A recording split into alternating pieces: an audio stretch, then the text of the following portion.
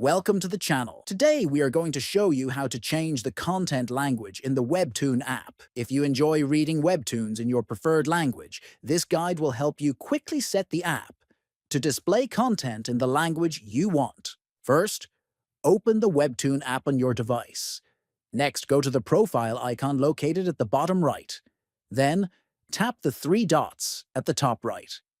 After that, click on Settings to enter the customization menu. After opening the settings, scroll down and find Content Language. Click on this option to see the current language that is set for the app.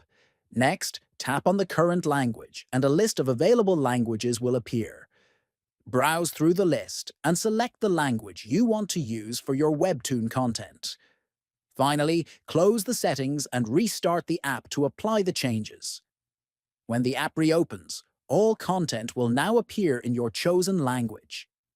If this video helped you, please subscribe to the channel.